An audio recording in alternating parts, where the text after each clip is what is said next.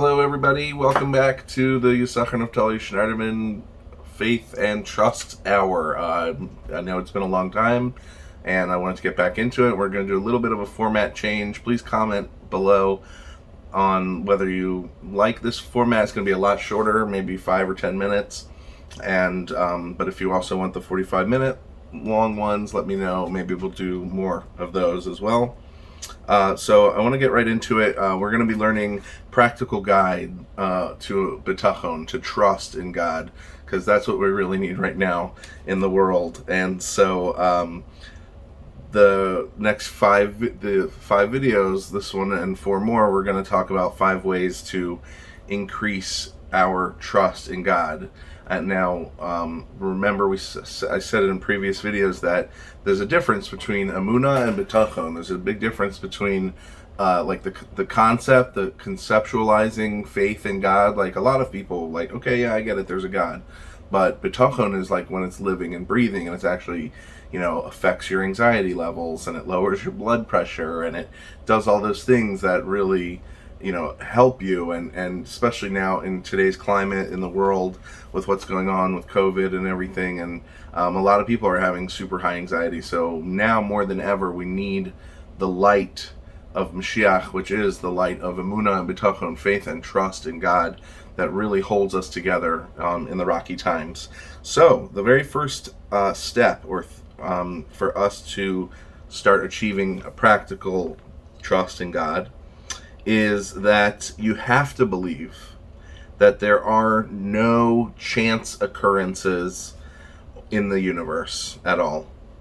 This includes things on a global scale and on a very personal scale, like your livelihood, your health, your, you know, being honored or being embarrassed, every moment like that, any struggles you may be having with family members and coworkers, bosses, etc. So one quick example of this is the famous story of Purim. On the holiday of Purim, we read the book of Esther. And in the book of Esther, it seems like just a really amazing story of coincidences. And the name Esther even comes from the Hebrew word nistar, which means like hidden or concealed. So God's name doesn't even show up in the book of Esther. It's really amazing. So, which is very rare, especially in our religion of Judaism. So, it wasn't a coincidence. It wasn't just good luck that Mordechai overheard this plot to kill the king, and then he reports it, and they take the bad guys away.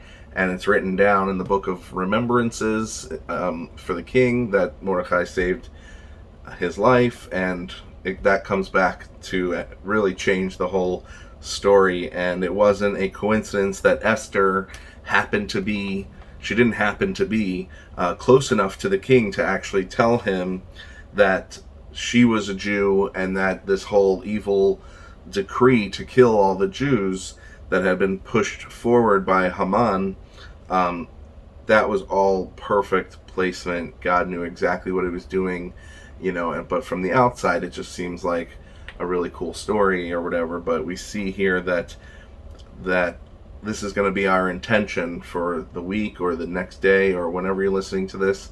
Just try to think about and be mindful about the level of divine providence involved in every moment of your life. From the second you wake up till the second you go to sleep, how you got to work, did you get cut off? Did you not get cut off? Did you get to work 2 minutes early or 5 minutes late or whatever? All of that was exactly determined by God.